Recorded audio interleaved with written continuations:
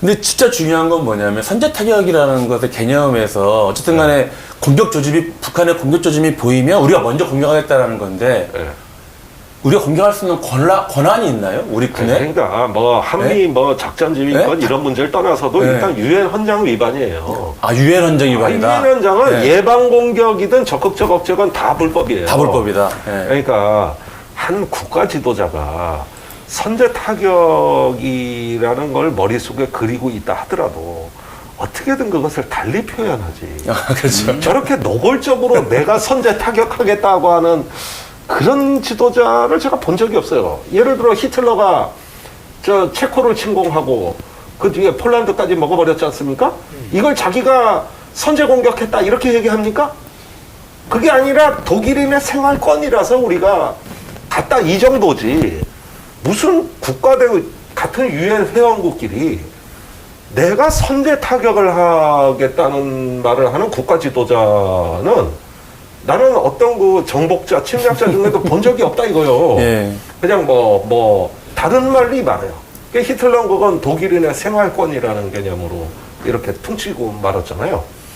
아니 그런데 무슨 지도자가 내가 하는 게 내가 선제 타격이래. 야 이거는 유엔 안보리에 회부될 사안이에요. 이게 지금 이게 사실 21세기 들어와서 보수 정권에서도 일단 남북 간의 어떤 평화 체계를 먼저 제시하고 뭐 그러면 안 될 경우 이제 보수 정권은 약간 좀 더 강도 높은 이제 제재 조치나 이런 것들을 강구하게 되는데 윤석열 후보는 그 정도가 아니라 이건 이미 이제 내가 정권 잡으면 전쟁 준비부터 전쟁의 분위기로 모두로 몰고 가겠다라는 그런 게 보여져서 굉장히 위험한 것 같아요. 이게 어떤 그 우리가 보기에는 어떤 그 매우 치명적인 위협으로 가는 시나리오가 지금 이제 제 눈에 보여요.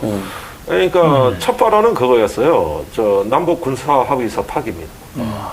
이거를 작년 11월인가 그때 그 한 매체와의 인터뷰에서 북한에 하고 체결한 남북 군사 합의서를 더 지킬 거냐 안 지킬 거냐 물어보고 저기 부정적이면은 시원하게 파기해버리겠다.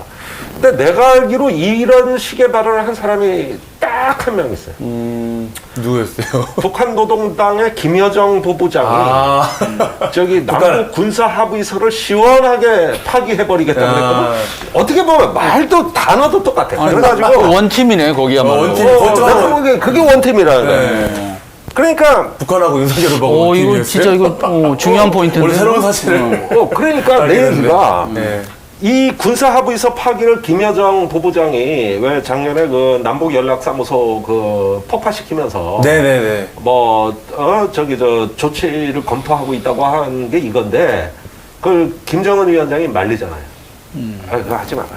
그러면서 위태롭지만은 이 남북 군사 합의서가 정전협정 이래 남북한 간의 군사력을 운영을 규율하는 최초의 유일한 단 하나의 협정이 이 군사 합의서거든요.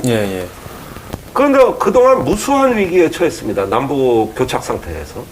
그러나 이 협정이 살아있음으로써 지금까지 휴전선이나 NLL 근처에서 단 한 건의 어떤 교전이나 무력 충돌 없이 이렇게 불안하지만은 장기간 전선이 조용했던 겁니다. 그래서 군사 합의서는 살아있는 협정이에요. 그런데 이렇게 합의에 의한 거를 내가 일방적으로 깬다. 내가 그런 스포일러가 된다는 거는 국제정치에서 굉장히 큰 부담인데 김여정이 뭘 모르고 떠드니까 김정은이 야 그렇게 하지 말라고 아이 그건 너무 야 그거 좀 그럼 내가 여태까지 외교한 거 난 말이 안 되잖아 야 그래가지고 그 주저앉혔어요. 그런데 똑같은 말을 윤석열이 했다 이거예요. 그러면은 남북 군사 합의 파기하고 두 번째 발언 대중 굴종 외교 그 문재인 정부가 했던 사드 산불 원칙 그거 파기하겠다.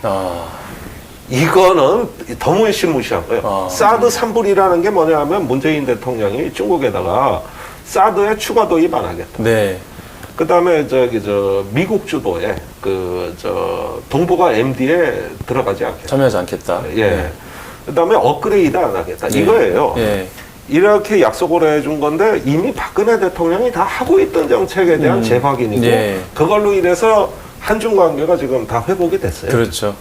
근데 이걸 반대해요. 이걸 반대하는 겁니다. 그러면서 추가 배치도 할 수 있고 다 깨겠다고 그러는데 박근혜 이명박 대통령도 안 했던 말. 그러니까요. 예. 그러면 이거 이제 무너지지. 예. 그래가지고 한중 관계 레드라인 무너지지. 간신히 남북 관계의 유일한 그 지금까지 그 전선에서 네. 평화를 유지해온 규범 체계 하나도 무너지고 거기에다가 선제 공격 나와. 예. 그러면은 내가 보기에는 저기 김정은 위원장이 저 뭣도 모르고 내가 아주 어떨 때는 저 남조선 대통령 후보가 저렇게 모르냐 이랬다가도 한편으로 생각하면 걱정이 될 것 같아. 그러니까요. TV 토론에서도 못 울고 우기는 놈이 제일 무서워. 이게 그냥 웃고 그냥 넘어갈 일이 아니라 무서운 이야기인 거잖아요, 사실은. 아니 그러니까 지금 이렇게 얘기를 들어보면 상당히 그 비합리적이고 속된 말로 좀 무식한 얘기를 네. 막 하는 건데 그럼에도 이런 주장을 하는 이유가 있을 거 아니에요, 그죠? 네. 그 윤 후보가 특히 대선판에서 이유가 있겠죠? 근데 그 역대 대선에서 이 북한 문제에 대한 논쟁이 이렇게 없는 대선을 제가 처음 봤어요. 아. 말 언필칭 색깔론이라는 네네. 게 변수가 안 됐어요. 그도 그럴 것이 부동산풍이 북풍보다 더 셌기 때문에 네, 그 저기 전술핵 배치부터 그 저 종북 논란의 그 프레임 만드는 고수들이 즐비한 국민의힘이 아무런 그 분들이 역할을 못했어요. 사실 5년을 준비해온 거거든요. 이게. 네. 예. 그래가지고 이게 오히려 비핵화에 대해서는 윤석열 후보가 또 어디서 들었는지 남북미 3자 연락사무소를 만들겠다고 그러고 전술핵 무기는 배치 안 하겠다고 그러고 또 북한하고는 대화하겠다 이런단 말이에요. 그러니까 일단은 북한이 무지한히 헷갈려요. 도대체 정체가 뭐냐? 국방은 저렇게 세게 나오고 이건 또 뭐야 그랬는데 그러면서도 또 종전선언은 반대하고 그러니까 제가 이 정도 나열한 것만 갖고도 종합이 불가능한 하나의 그 대북 정책이 없는 거죠. 네, 일반대. 그러다 보니까 이상하게 뭐 저기 저쪽은 요즘은 그 북풍보다 부동산이나 이런 게 더 세다고 보고 하다가 때를 놓쳤어요. 그 색깔론을 걸고 넘어질 프레임이 꼭 그냥 깔짝깔짝하다 말았습니다. 그도 그럴 게 외교안보가 대선의 변별력이 거의 안 돼요. 그런데 최근에 북한이 4번의 미사일을 새 들어와가지고 그것도 전략 무기를 이제 쏘기 시작하고 그러면서 이제 2030 세대의 어떤 반북 정서라든가 반중 정서 예. 거기에다가 이제 무언가 강한 지도자의 이미지 이런 것들을 때문인지 다시 북한을 소환하고 있습니다. 큰 역할은 못하겠지만 그러나 여기서 민주당의 대응 여하에 따라서는 일정 정도 논쟁의 주도권 정도는 잡을 수 있지 않을까 이런 정도의 저강도 도발이었어요. 그런데 결국은 뭐 킬체인 문제를 제대로 설명 못해서 거기서 이제 시효가 끝나버린 것이죠. 예, 이미 논쟁조차 붙을 상황이 아닌 정도의 낮은 단계의 그 논리갖고 주장했기 때문에 그러니까 예, 문제 벌어지지 않는 거죠. 사실은 저는 이 말 하기도 참 뭐 네. 굉장히 그 고민스럽습니다만은 이거를 세련되게 표현하면서 무슨 선제 공격이니 이런 무식한 표현 좀 하지 말고 어떤 미국에서 나온 새로운 개념 킬웹이라든가 이런 걸 통해 현대적으로 억제하겠다. 이러면 전문가 같거든? 그런 거는 주로 제가 하는 거지 윤석열 후보가 하는 게 아니에요. 그렇죠.